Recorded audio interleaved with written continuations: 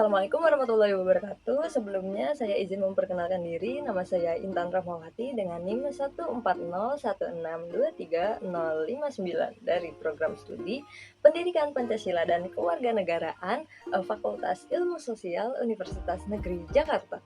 Di sini saya akan membuat video untuk memenuhi ujian akhir semester pada mata kuliah Pendidikan Kependudukan dan Lingkungan Hidup dengan dosen pengampu Profesor Nadiroh MPD dan Profesor Dr. Ahmad Hussein MPD.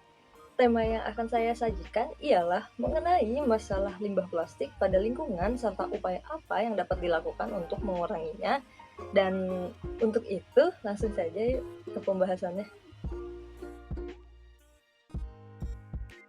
Sampah merupakan benda yang dibuang karena tidak terpakai lagi ataupun tidak dapat digunakan lagi.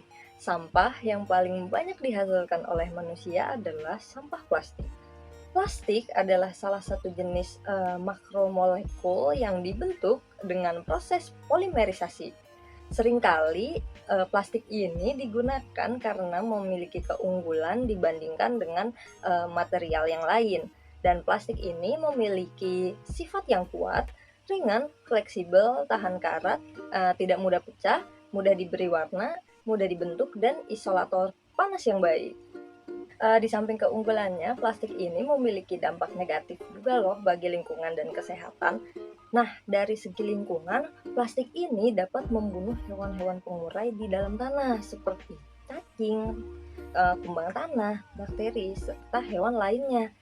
Plastik ini juga dapat mengganggu jalur air yang teresap ke dalam tanah. Karena itu pula plastik ini menurunkan kesuburan tanah dan plastik menghalangi sirkulasi udara di dalam tanah dan ruang untuk gerak makhluk hidup di bawah tanah yang mampu menyuburkan tanah. Ada pula plastik yang terbuang ke arah laut. Maka hewan-hewan laut seperti lumba-lumba, penyu, serta anjing laut menganggap plastik ini sebagai makanan dan akhirnya mereka mati karena tidak dapat mencernanya.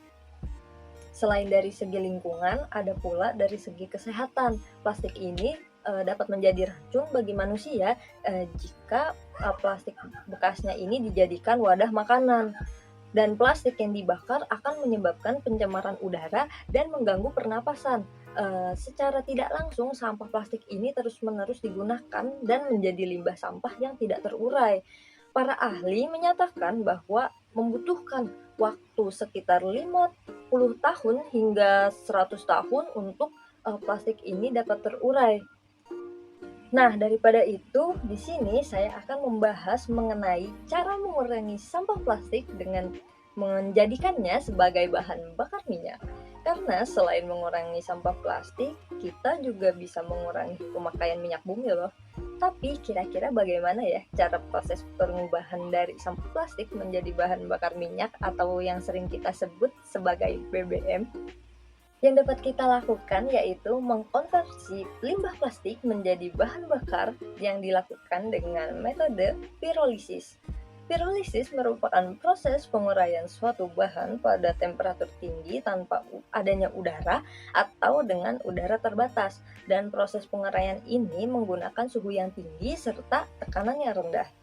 Pirolisis sampah plastik merupakan suatu proses dekomposisi senyawa organik yang terdapat dalam plastik melalui proses pemanasan dengan sedikit atau melibatkan oksigen, di mana material mentah akan mengalami pemecahan struktur kimia menjadi fase gas, minyak, serta residu berupa lilin dan arang. Proses ini dilakukan dengan menggunakan sebuah alat yang terdiri dari dua komponen utama, berupa tabung reaktor yang berfungsi sebagai tempat berlangsungnya proses pemanasan dan tabung kondensor yang berfungsi sebagai pendingin yang akan mengubah gas hasil pemanasan menjadi minyak. Nah, sesungguhnya daripada pengolahan sampah plastik menggunakan metode pirolisis tidak hanya dimanfaatkan sebagai pembuatan bahan bakar minyak, adapun gasnya yang dihasilkan dari metode ini dapat dimanfaatkan juga sebagai pembuat bahan bakar lainnya. Pirolisis dapat disebut juga sebagai proses daur ulang tersier yang memiliki kemampuan untuk menyediakan 3 produk akhir seperti gas, minyak, dan arang yang semuanya berpotensi untuk dimanfaatkan lebih lanjut. Sekian pemaparan, materi yang dapat saya sampaikan, kurang lebihnya mohon dimaafkan. Wassalamualaikum warahmatullahi wabarakatuh. Audio Jungle.